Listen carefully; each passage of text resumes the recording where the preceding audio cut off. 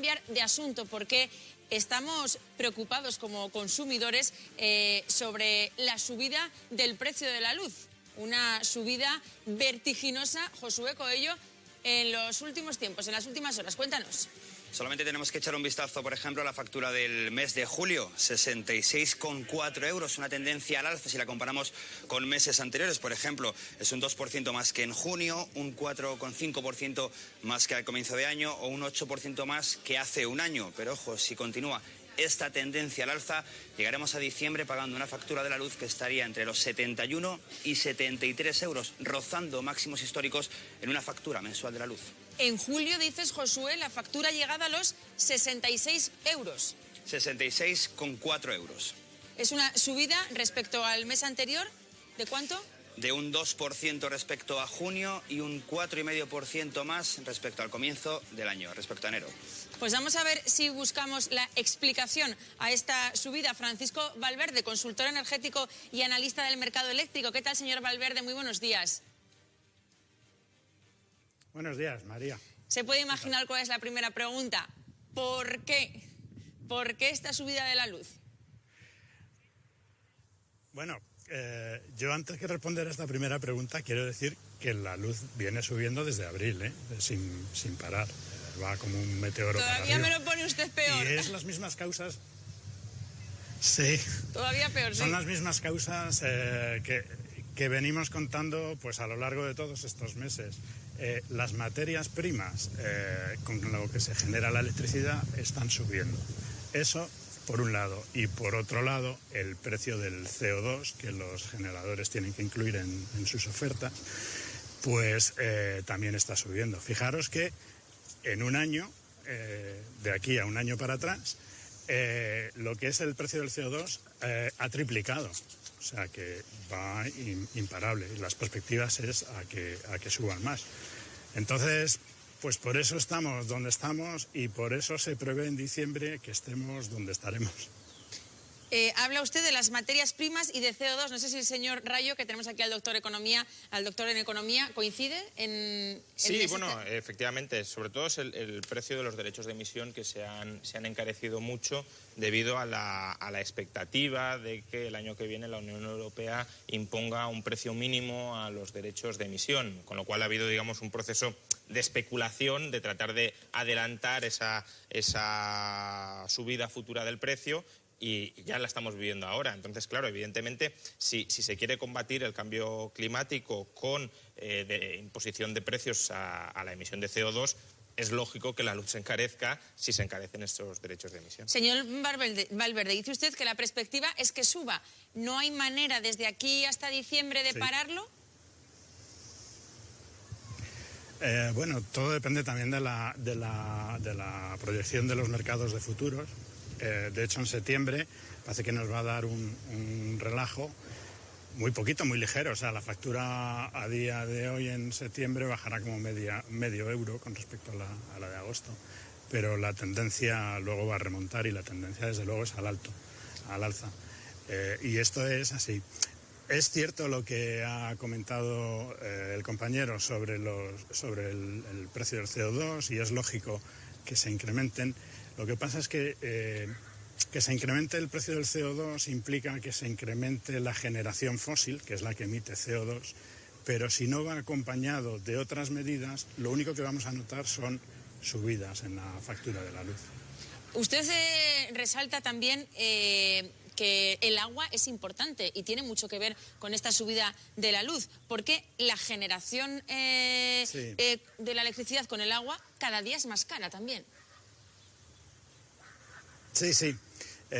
Aquí además es que quería hacer hincapié en esto porque hay una creencia de que la generación con agua es barata y no es así. O sea, la inmensa mayoría de los meses del año la generación con agua tiene prácticamente el mismo precio que la generación fósil, que es lo más caro del mercado. Solamente el agua es barata en momentos muy puntuales del año cuando los embalses hidroeléctricos, no los generales, sino los hidroeléctricos, que también hay confusión con eso. Cuando se habla de que los embalses están muy llenos, hay que especificar los hidroeléctricos, que son los que generan electricidad, no los destinados a otros usos. Esos no están tan llenos normalmente. Bueno, pues la generación con este tipo de embalses, la generación con esta tecnología es muy cara y es muy parecida a la generación fósil. Solamente es barata cuando estos embalses están muy, muy llenos y la perspectiva es a seguir cogiendo reservas, aumentando el caudal de los embalses, y entonces hay una necesidad forzosa de desembalsar agua. Solo en ese momento es barata la electricidad con agua. Solo en ese momento, barata, en todo el año. Baja mucho el precio. En todo el año. Eso suele ser allá por marzo, abril, mayo, dependiendo del ¿Se compensa de alguna manera la subida o no se consigue llegar a esa compensación? Este año no. Este año es que incluso... No son malas noticias, señor Valverde. En marzo... Sí. Por eso decía que el aumento del precio del CO2, si no va acompañado de otras medidas, y eso es la inclusión de renovables, y cuando hablo de renovables me refiero a viento y sol, especialmente sol. Tenemos un déficit muy, muy, muy grande de energía solar, y no vale cualquier tipo de energía solar, debe ser energía solar con seguimiento, que es la que realmente es más efectiva, es bastante más efectiva que los paneles fijos. Bueno, pues solamente si acompañamos de estas medidas de inclusión en el sistema eléctrico, podremos compensar un poco este aumento del precio de las fósiles, pues con la bajada de precios de renovables. Pero si no se dan esas circunstancias, pues pasa lo que está pasando este año. Tenemos precios que suben, pero nada que los haga bajar. No sé si coincides en que tomar medidas en favor de las renovables podría paliar un poco la subida de la luz. Bueno, yo creo que lo que hay que hacer es no tomar medidas que perjudiquen a las renovables, en todo caso. España apostó durante muchos años por la inversión masiva en renovables, sí, y eso lo estamos pagando también con una electricidad cara, porque adoptamos la tecnología cuando todavía no estaba madura. Ahora sí está mucho más madura y tendría más sentido empezar a incorporarla en la actualidad, pero todavía cargamos con la hipoteca de la adopción temprana a partir de 2004 de energías renovables. Además, y también esto nuestro experto nos lo podrá comentar, pero también hay que matizarlo, es imposible a día de hoy que un país dependa exclusivamente o mayoritariamente de la generación por energía renovable. ¿Por qué? Pues por la intermitencia de la producción. Es decir, cuando no se está produciendo energía por vía renovable, debido a que no es posible mantener la producción continuada, hace falta fuentes de energía complementarias que entren a suplir esa falta de producción, como pueden ser las centrales de ciclo combinado. Por tanto, normalmente la instalación de renovables va muy acompañada, y eso es lo que ha pasado en España, de la instalación complementaria de centrales que queman gas, básicamente, y en la medida en que ese gas suba, como además en el mercado el precio lo fija, cuando entran a producir el gas lo fija el precio del gas, pues la electricidad terminará subiendo. Vamos a hacer una guía a nuestros telespectadores. Ahí quiero... Sí, señor Valverde, lo que quiera. Sí, es que quería hacer un matiz.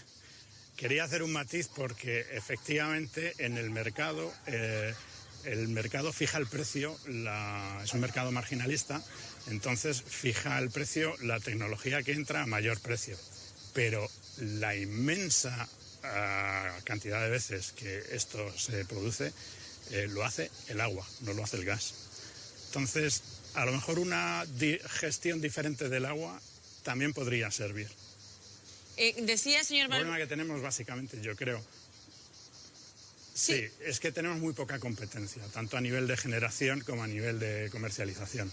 Hay muchas empresas, pero realmente hay poca competencia. Sí, hay que abrir el mercado a la posibilidad de producir por la vía más barata, internalizando todos los costes, porque es evidente que la contaminación es un coste que nos afecta a todos y que por tanto hay que tener en cuenta cuando se genera electricidad, pero una vez tenido en cuenta ese coste hay que dejar que se puedan instalar las diversas centrales de generación, que en cada zona, porque tampoco es que sean universalmente más baratas unas que otras, depende mucho pues, de las condiciones climáticas, por ejemplo, que en cada zona sea la más competitiva, la más barata, y así avanzaremos hacia un mix eléctrico que sea barato, de calidad y sostenible, que es lo que no tenemos ahora debido a una política energética errática absolutamente durante más de 3 décadas. Es que eso me gustaría preguntar a mí. Yo entiendo que todo el mundo se equivoca, los gobiernos también, Pero esa política errática, ¿por qué los errores de los gobiernos o las cosas no salen bien las tenemos que pagar nosotros con una chepa de impuestos que no se acaba nunca? Porque en parte el problema de la luz es que ya partimos de una carga de impuestos para pagar errores del pasado que no se los salta un gitano. Y la luz la energía es un producto básico, es de primera necesidad. Es como la precariedad energética es uno de los problemas. Entonces, ¿cómo no se hace nada, digamos? Aquí se está hablando de por qué sube la luz ahora y quiero hacer un inciso porque los componentes de recibo son 3. Impuestos, que es el que hablas tú, ¿vale? Costes... Antonio, que lo tenemos preparado. Vale. Vamos a es que quería explicar sobre por qué sube la luz ahora y cuál es el motivo. Y es muy interesante, teniendo al señor Valverde y al señor Rayo, analizar precisamente eso. Josué Coello, ¿de qué se compone el recibo de la luz? Cuéntanoslo. Lo decía Antonio Maestre, básicamente de 3 elementos. Son el consumo de la electricidad, que es el coste real de la luz, aproximadamente un 37% del coste de la factura procede de ahí. La potencia contratada, que cada uno en su casa tenga para la necesidad que tenga. Otros elementos, como por ejemplo puede ser el alquiler de equipos, y un cuarto elemento en el que las eléctricas inciden mucho cuando vemos la factura. Los impuestos que nos cargan, que son los impuestos de la electricidad y el IVA, aproximadamente suponen un 30% de la factura final. Antonio, un 30% de la factura final depende de impuestos. Claro, ¿por qué sube? Estamos hablando de los precios mayoristas que influyen en la factura, ¿vale? Y hablamos precisamente del comercio de emisiones de CO2. ¿Qué ocurre con el comercio de emisiones de CO2?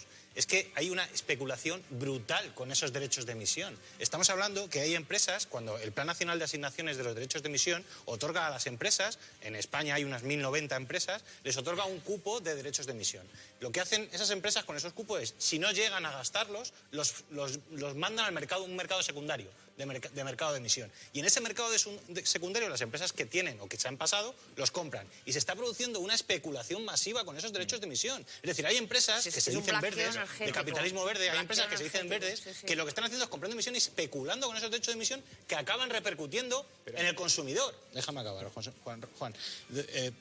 Entonces, lo que quiero decir es que lo que se está provocando con estos derechos de emisión es que se hace una especulación, lo que hacen los brokers financieros, los traders, que están jugando con esos derechos de emisión y acaban percutiendo en el consumidor. Es decir, en este caso, la subida de la que estamos hablando, aquí no tienen que ver los impuestos, ni tiene que ver otra cuestión. Tiene que ver, sí, pero vamos a hablar de lo que ocurre hoy. Pero es que es todo, sí, Antonio. Vamos a hablar de lo que ocurre hoy. Esa chepa de impuestos... vamos a hablar de lo que ocurre hoy. Lo que ocurre hoy es que el coste, sobre todo, está produciéndose por el incremento hasta un triple de los costes de derechos de emisión. La ¿Por qué pagamos un 30% de impuestos en la factura de la luz? Pero primero sobre la especulación. ¿Por qué se está especulando? Es decir, quien especula es el que está comprando. Y quien está comprando en algún momento quiere vender. ¿Por qué va a vender sistemáticamente más caro? Es decir, ¿por qué estos derechos, por qué se hace que estos derechos de emisión, que supuestamente es para luchar contra la contaminación y el cambio climático, lo que se está convirtiendo es en un producto financiero que acaba perjudicando al consumidor? Vamos a ver, ¿por qué se está especulando? Porque se está anticipando que el año que viene Europa va a imponer un precio mínimo a los derechos de emisión. Entonces, lo que se está es adelantando esa subida futura. El problema es que ¿por qué se permite que los derechos de emisión estén sujetos a esa especulación? ¿Y por qué no?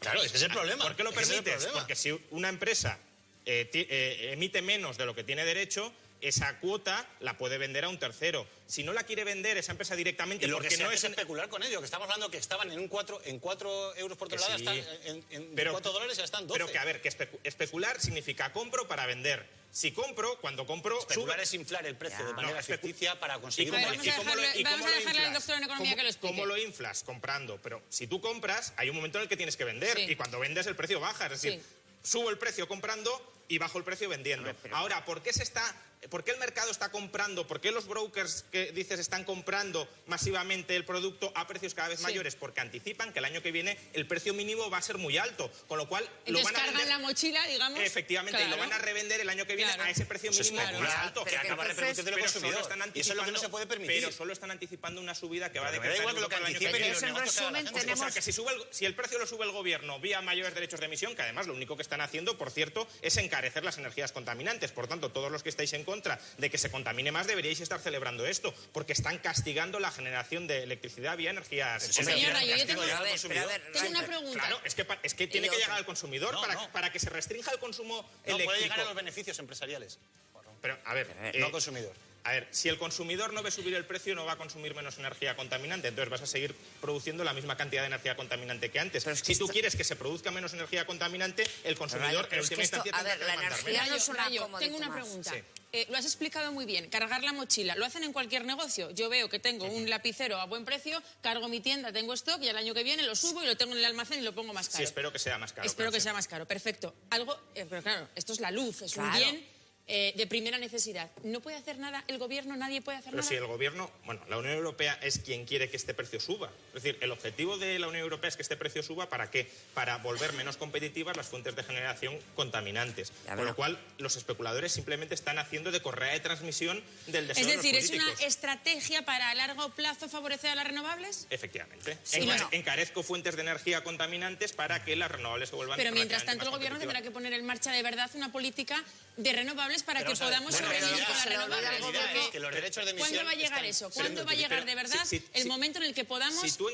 Si encareces realmente las fuentes de energía Sí. no renovables, Sí. las renovables ya están experimentando un incentivo muy grande a que se invierta en ellas. Sí. De hecho, es que ya hay mucha inversión en renovables Sí. sin necesidad de ayuda pública, porque ya están al borde de la rentabilidad. Pero Rayo, Por tanto, pero tú Supongo sabes que que la- tendremos que pasar unos años complicados hasta que la No, transición sea de verdad Efectivamente. efectiva. Es que ya los estamos pasando, porque a ver, a mí me parece que aquí se hicieron Sí, la verdad es que llevamos bastante a bastantes años tontas ya. y a locas.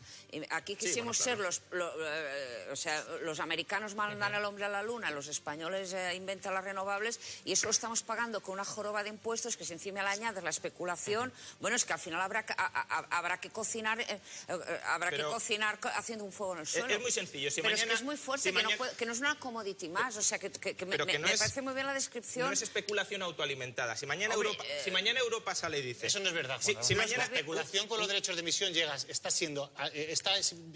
está viendo incrementada desde que hay el expectativa de que mercado se Europa creó, va- se creó un mercado A ver, secundario. si mañana No desde esa medida que tú dices. Si mañana Europa sale y dice no voy a imponer un precio mínimo para los derechos de emisión el año que viene, el precio se desploma. No, es que lo que tiene porque que el imponer especulador Europa va a es que especular a la baja. no tiene que permitir Europa que se especule con los Es decir, derechos de que no emisión. haya intercambio Efectivamente, entre que quien no- le sobra y quien le falte. que no haya- Europa lo permite porque ya está aquí, Vamos. está aquí pagando la factura de las Tengo, renovables mal tengo invertidas. al señor Valverde escuchando este apasionado debate. Señor Valverde, seguro que usted tiene mucho que aportar.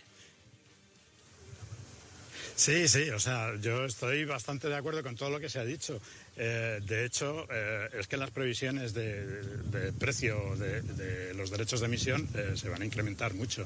Hace poco se hablaba de que sobre 2022 andaría rondando los 30 euros. Ahora se habla de que el año que viene se puede llegar a esa cantidad, o sea, que es el doble de cómo está ahora. O sea, que es que esto tiene pinta de que es imparable y esto está promocionado desde Europa, es cierto. Lo que pasa es eso, o sea, si tú aumentas el precio del CO2 que te hace incrementar las ofertas de generación fósil y no contrarrestas con alguna otra medida como es de implantación de renovables que haga bajar los precios, pues al final esto se va a convertir casi pues como un impuesto más y al final vamos a tener facturas muy altas. Es urgente que haya una promoción más agresiva, sobre todo de energía solar y sobre todo de energía solar con seguimiento, que es lo que le hace mucha falta a nuestro sistema eléctrico. ¿Y por qué? Pues es muy sencillo, porque llega el verano y la generación con carbón se dispara. Este año un poquito menos, pero normalmente todos los años es así. Y el carbón es la fuente que más emisiones genera, muchísimo más que cualquier otra. El gas de los ciclos combinados es prácticamente la mitad. Quiere decirse que con esta perspectiva de precios, lo que es urgente es la eliminación del carbón. O sea, yo lo he dicho un montón de veces que me parece un delito ecológico, como ha pasado años atrás, que en las horas centrales del día se esté generando a lo mejor 15 gigavatios con energías fósiles en España. Eso para mí es un delito ecológico y habría que poner remedio a eso, porque en esas horas centrales se puede emitir se puede generar sin emitir nada de CO2 con energía solar, claro, a base de una inclusión agresiva de la energía solar con seguimiento, que es lo que le hace falta al sistema eléctrico. Señor Valverde, tengo una última pregunta. El 30% de nuestra factura de la luz son impuestos. ¿Esto es normal en otros países de la Unión Europea? ¿O nosotros tenemos hipotecas? ¿Qué va? No es normal. Cuénteme. Somos los campeones, diría yo, de Europa. Tampoco he controlado mucho, pero una vez hace un par de años, hice un análisis, yo soy muy activo en redes sociales, y pedí a gente de Europa que me enviara facturas y las contrasté contra lo que se habría pagado en España, pues por ese consumo y por esa potencia. Bueno, por esa potencia no es complicado porque por ahí fuera, excepto algunos países del Mediterráneo, no existe el término de potencia, el fijo, ridículamente bajo por ahí fuera. Bueno, pues nuestra factura era la más cara. Y es muy curioso, nuestra factura depende mucho del mercado mayorista. Ahora mismo quien tiene el mercado mayorista más caro es Reino Unido. Pues cabría pensar que la factura en Reino Unido es muy cara. Bueno, pues la factura en Reino Unido es bastante más barata que en España.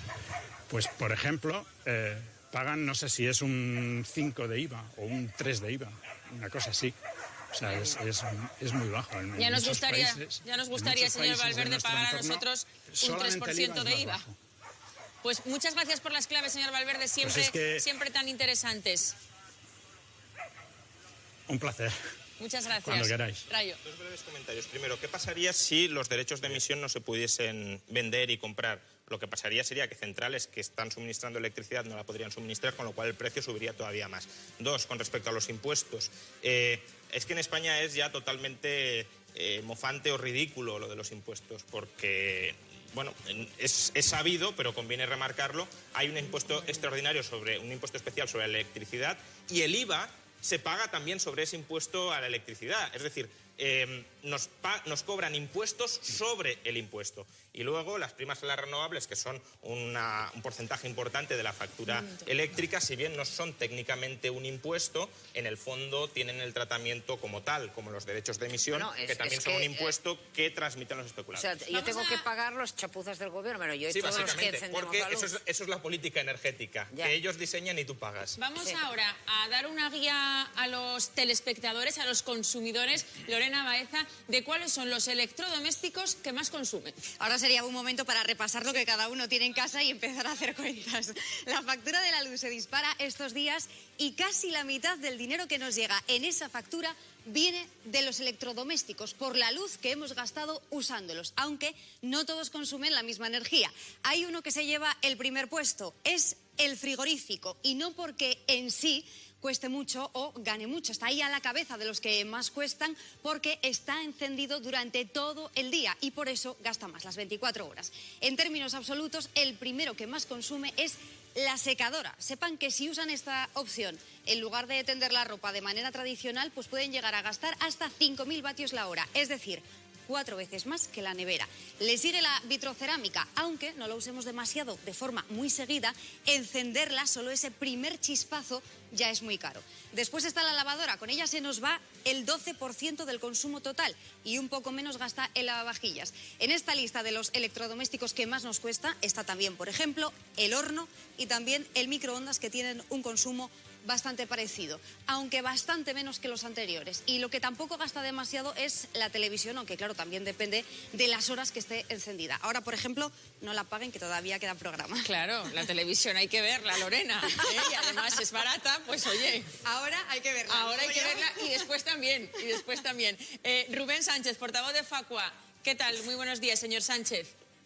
¿Qué tal? Muy buenas. Hemos repasado cuáles son los electrodomésticos que más y que menos gastan. ¿Qué puede hacer el consumidor, qué puede hacer un españolito de a pie para intentar ahorrarse o no sufrir tanto la factura de la luz?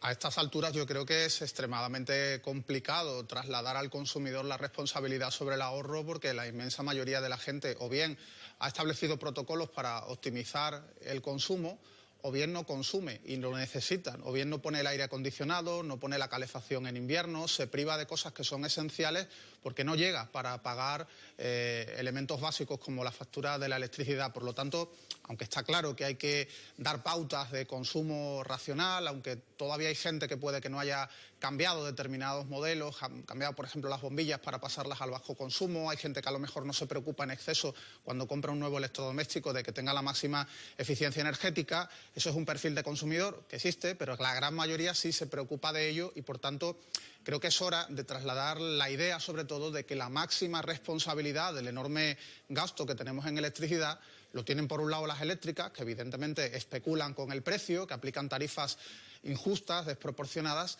y en segundo lugar el gobierno de turno, no este gobierno en concreto, sino todos los gobiernos que hemos padecido en materia de regulación energética desde que Aznar liberalizó el sector, y los sucesivos presidentes no han hecho prácticamente nada, más que algún pequeño cambio cosmético o algún parche para supuestamente mejorar, a veces empeorando la situación. ¿Estamos desprotegidos absolutamente los consumidores? ¿No hay nada que hacer? Nada, estamos desprotegidos. Estamos bastante desprotegidos. Hay que tener en cuenta que cuando hablamos de especulación en el precio de la electricidad, de vez en cuando el organismo que tiene la responsabilidad de controlar el mercado en el ámbito del respeto a las leyes de competencia detecta algún fraude. A Iberdrola hace unos años la multaron por un fraude en la manipulación de precios. Nosotros la hemos llevado a los tribunales en una causa penal que está abierta en la Audiencia Nacional por posibles delitos contra los consumidores y el mercado, pero eso ocurre de vez en cuando, se pilla al infractor, se le pone una multa que desde luego es bastante pequeña, habría que mejorar las leyes ahí para incrementar el importe de las sanciones, pero eso no resuelve el problema. Es decir, pillar a alguien cometiendo un fraude, pillar a una gran empresa cometiendo irregularidades en el precio, evidentemente está bien, hay que sancionarlo, pero no les preocupa demasiado a las compañías, y hay prácticas que, sin ser ilegales, se van a seguir desarrollando gracias a un modelo de fijación de precios que provoca, por ejemplo, que hoy tengamos una energía que debería ser muy barata. Tenemos un alto nivel de producción energética vía hidráulicas, pero lo que se produce a través del agua se está pagando por el consumidor a precio de gas, a precio de producción cara, porque la subasta eléctrica, donde se fijan esos precios mayoristas, lo que fomenta es que se pague todo al precio más caro que se puja en la subasta. Esa fijación de precios que se aprobó en la época del PP de Aznar no se ha querido cambiar por ningún gobierno, y hemos tenido 2 gobiernos del Partido Popular, 2 gobiernos del Partido Socialista. Ninguno ha dicho vamos a cambiar el sistema de manera radical, sino que sencillamente, como decía, plantean un pequeñísimo cambio cosmético que de nada sirve. Señor Sánchez, el anterior entrevistado nos ponía los dientes largos y nos decía que en Reino Unido la luz tiene un impuesto del 3%, tiene un IVA del 3%. En España es del 21%. Y además en el Reino Unido producir la electricidad, como decía el invitado antes, es más caro que producirla en España. El problema es esos 2 factores. Por un lado, especulación en la fijación del precio con permisividad gubernamental, y por otro lado, es cierto, impuestos altos. Si miramos en la factura eléctrica, los impuestos indirectos que directamente nos repercuten en la factura, es decir, IVA e impuestos sobre la electricidad, suman un 27,2%, independientemente del carácter impositivo que se le pueda dar, por ejemplo, a las primas, a las renovables, etcétera, que casi yo creo que eso es un elemento secundario. ¿Por qué pagamos un impuesto sobre la electricidad además del IVA? ¿Por qué pagamos el IVA más alto, el del 21%, y no un IVA súper reducido, propio de un servicio básico, de un servicio esencial? Nosotros llevamos mucho tiempo en Facua reivindicando una bajada en los impuestos a la electricidad, y el gobierno anterior no quiso, el Partido Socialista, cuando estaba en la oposición, no quiso sumarse a nuestra reivindicación y a la de decenas de colectivos sociales en nuestro país, por lo que pensamos que en estos 2 años máximos de legislatura no se va a bajar el IVA de la electricidad, no se va a eliminar o reducir el impuesto eléctrico. Está claro que no sería la solución total al problema, hay que intervenir también el mercado, el sistema de fijación de precios, pero la bajada de los impuestos indirectos también es importante y sobre todo sería justa, por mucho que eso implique una bajada de ingresos a los presupuestos del Estado, a las arcas públicas. Rubén Sánchez, bajada de impuestos que sería justa pero que nunca llega. Gracias por atendernos. Rayo, ¿también ayudaría a cambiar el modelo de subasta? No, cambiar el modelo de subasta, aunque es un argumento muy extendido, el modelo marginalista es el que está más extendido en todo el mundo. ¿Sí? Si pasáramos a otros modelos de subasta, lo que sabemos es que no hay grandes cambios, porque en lugar de ofrecer la electricidad a tu coste real, las eléctricas tenderían a reclamar el precio esperado que va a solicitar la tecnología más cara, con lo cual el precio sería aproximadamente el mismo. De hecho, nos lo ha dicho el experto anterior, es decir, en Reino Unido el coste en el mercado de generación eléctrica es más caro que en España. Por tanto, en España el problema no está tanto aquí sino en todo lo que rodea a esto. Y no digo que no haya problemas en la generación, ¿eh? Falta muchísima competencia, como hemos visto, para que el proceso de fijación de precios sea más transparente y más competitivo. Pero el problema está en todo lo que hay alrededor, en los impuestos especiales sobre la electricidad, en el IVA del 21%, en las primas a las renovables que tenemos heredadas, que fue un coste de la política energética pasada, que todavía tenemos que... La hipoteca de las nucleares, creo, ¿no? Eso ya se terminó pagando, pagando. pero en su momento también lo fue. Efectivamente, los costes de transición a la competencia, que son unas ayudas a las eléctricas que jamás se deberían haber dado y que ya se han pagado, pero que también las estuvimos cargando. Pero por tanto, estamos hablando ahora de la luz porque suben los precios en la parte de los precios mayoristas, es decir, en el coste de emisión. O sea, hoy estamos hablando de eso por la otra parte, la que no hablas. Coste de emisión porque Europa quiere subir los costes de emisión. Porque se especula con los derechos de emisión. Esperando que Europa suba el coste. Se especula con los derechos de emisión. Sí, pero si no se permitiera la venta de los derechos de emisión... Subirían el año que viene. No, subirían el año que viene no porque se puede Europa va a fijar permitir. un precio mínimo. Se está utilizando los derechos de emisión como un modo de financiación de empresas que no tiene nada que ver con el sector eléctrico. Pero ¿cómo se van a financiar empresas? Sí, se están financiando. O sea, financiar es captar capital. Si están comprando derechos de emisión, Vendiendo están los derechos de aportando emisión. capital. Pues si venden derechos de emisión va a caer el precio, no va a subir. Es un blanqueo Para el que energético. compra, para el que vende. Es un blanqueo energético A ver. de la contaminación y del capital, claro. Pero si... Me tengo que marchar. Es muy interesante el debate y además me encanta que estéis tan apasionados, pero me tengo que marchar a publicidad a la